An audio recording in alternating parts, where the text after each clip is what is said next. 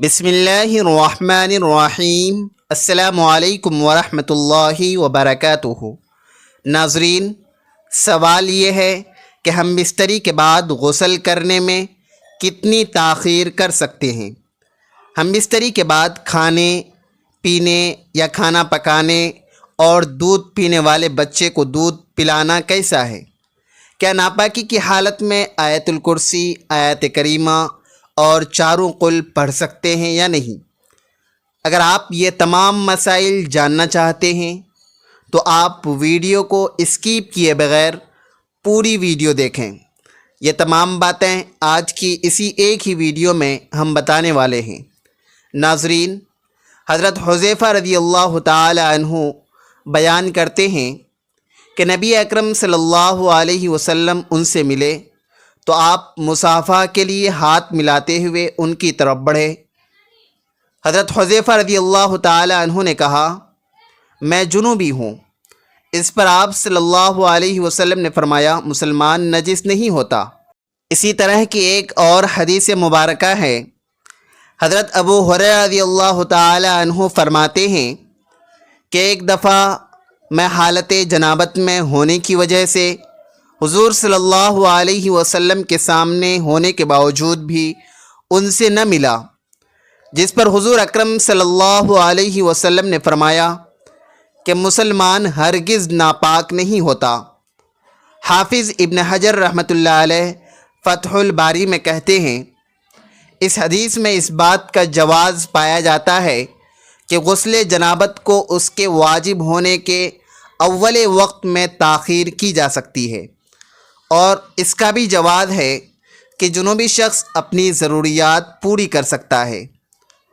ام المؤمنین حضرت عائشہ صدیقہ رضی اللہ تعالی عنہ کہتی ہیں کہ رسول اکرم صلی اللہ علیہ وسلم جنوبی ہوتے اور پانی چھوئے بغیر سو جاتے، پھر اس کے بعد اٹھتے اور غسل فرماتے۔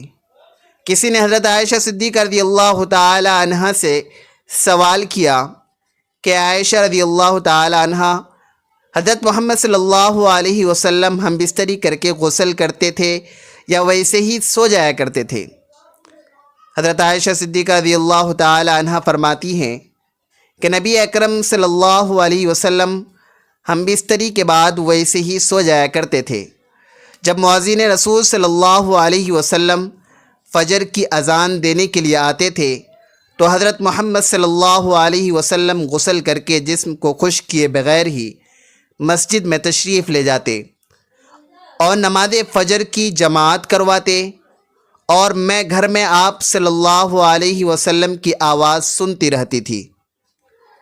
حضرت عائشہ صدیقہ رضی اللہ تعالی عنہ سے ہی مروی ہے کہ آپ صلی اللہ علیہ وسلم ہم بستری کے بعد سونے سے پہلے غسل کرتے اور بعض اوقات تیمم ہی کرتے۔ روایت ہے کہ رسول پاک صلی اللہ علیہ وسلم جنابت کی حالت میں سو جاتے تھے۔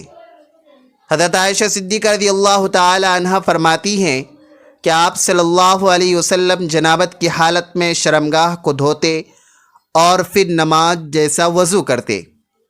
ناظرین گرامی، افضل یہی ہے کہ جنابت کے بعد جتنی جلدی ہو غسل کر لیا جائے، کیونکہ ایسا نہ ہو کہ کہیں غسل کرنا بھول ہی نہ جائیں۔ کھانے پینے، سونے اور عورتیں بچوں کو دودھ پلانے سے پہلے جنابت کی حالت میں وضو کر لے تو یہ افضل ہے۔ ناظرین گرامی، یہ یاد رہے کہ کہیں وضو کرنا واجب نہیں ہے، لیکن وضو کرنا اور شرمگاہ کو دھو لینا مستحب ہے۔ حضرت عائشہ صدیقہ رضی اللہ تعالی عنہ بیان کرتی ہیں کہ نبی اکرم صلی اللہ علیہ وسلم اگر جنابت کی حالت میں کھانا پینا یا سونا چاہتے تو نماز کی طرح وضو کر لیتے۔ وضو کرنا اس لیے بھی افضل ہے کہ نبی کریم صلی اللہ علیہ وسلم نے فرمایا، 3 لوگوں کے پاس رحمت کے فرشتے نہیں آتے، کافر کی لاش اور خلوق خوشبو لگانے والا اور جنوبی شخص، جب تک کہ وہ وضو نہ کر لے۔ آیا ناپاکی کی حالت میں آیت الکرسی، آیات کریمہ اور چاروں قل پڑھ سکتے ہیں یا نہیں؟ ناظرین، جان لیجئے کہ ناپاکی کی حالت میں آپ تمام وظائفوں کو پڑھ سکتے ہیں، ذکر و اذکار کر سکتے ہیں، کلمہ شریف، درود شریف، جو بھی روز مرہ کے وظائف آپ پڑھتے ہیں وہ ناپاکی کی حالت میں آپ پڑھ سکتے ہیں۔ مثلاً میاں بیوی نے آپس میں صحبت کی، غسل نہیں کیا اور سونے لگے تو وہ سونے سے پہلے چاروں قل ضرور پڑھیں۔ اسی طرح اگر عورت حالت حیض میں ہے اور ذکر و اذکار کرنا چاہتی ہیں، مثلاً چاروں قل یا درود پاک یا کوئی دیگر وظائف پڑھنا چاہتی ہیں تو بغیر کسی تردد اور پورے اطمینان کے ساتھ پڑھ سکتی ہیں۔ اب یہاں جو مسئلہ ہے وہ قابل ذکر ہے، انتہائی غور سے سنیے کہ ناپاکی کی حالت میں عورت اور مرد قرآن کی تلاوت نہیں کر سکتی، لیکن قرآن کی کوئی بھی صورت یا صورتیں جن کو وہ ذکر و اذکار کے طور پر پڑھتے ہیں یا وظیفے کے طور پر پڑھتے ہیں ان کو زبانی پڑھ سکتے ہیں، لیکن قرآن کی کوئی بھی صورت تلاوت کی نیت سے ہرگز نہیں پڑھی جا سکتی۔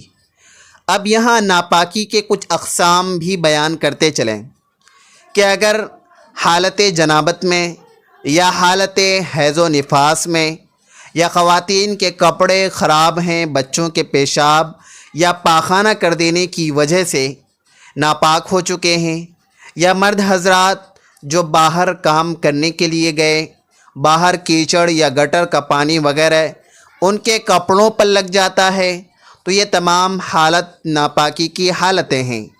ان تمام حالتوں میں آپ زبان سے ذکر و اذکار اور دیگر مسنون دعائیں روز مرہ کے معاملات میں پڑھی جاتی ہیں، ان کو بے فکر اور بلا تردد پڑھ سکتے ہیں، ہرگز کوئی قباحت نہیں ہے۔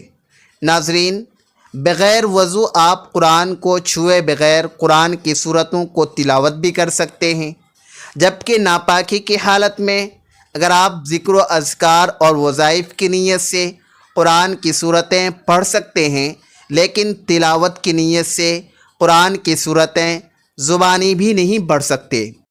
آخر میں بتاتے چلیں کہ اگرچہ بغیر وضو کے آیت الکرسی، آیات کریمہ، چاروں قل اور دیگر صورتیں پڑھ سکتے ہیں اور قرآن کریم کو ہاتھ لگائے بغیر تلاوت قرآن بھی کر سکتے ہیں، آپ کو ان کا اجر و ثواب بھی ملے گا، لیکن اگر یہ عمل آپ باوضو ہو کر کریں گے تو اس کی فضیلت اور اس کا درجہ بغیر وضو والے اعمال سے بلند و برتر ہوگا۔ لیکن کوشش کیجئے کہ جب بھی قرآن کریم کی تلاوت کرنی ہو تو باوضو ہو کر ہی کریں، کیونکہ باوضو رہنا بذات خود ایک عبادت ہے، اور اس حالت میں جو بھی عبادت کی جائے اس کا اجر و ثواب بھی بڑھ جاتا ہے۔ ناظرین، اللہ تبارک و تعالیٰ سے دعا ہے کہ اللہ تبارک و تعالیٰ ہمیں روزانہ قرآن مجید پڑھنے، نماز پڑھنے اور ذکر و اذکار کرنے کی توفیق عطا فرمائے اور ہمارا خاتمہ ایمان پر فرمائے، آمین۔ ناظرین، کمنٹ باکس میں اللہ تبارک و تعالیٰ کے 99 ناموں میں سے ایک نام ضرور ٹائپ کریں۔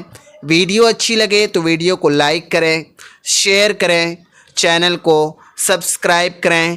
اگلی ویڈیو تک کے لیے اجازت دیجیے، خدا حافظ۔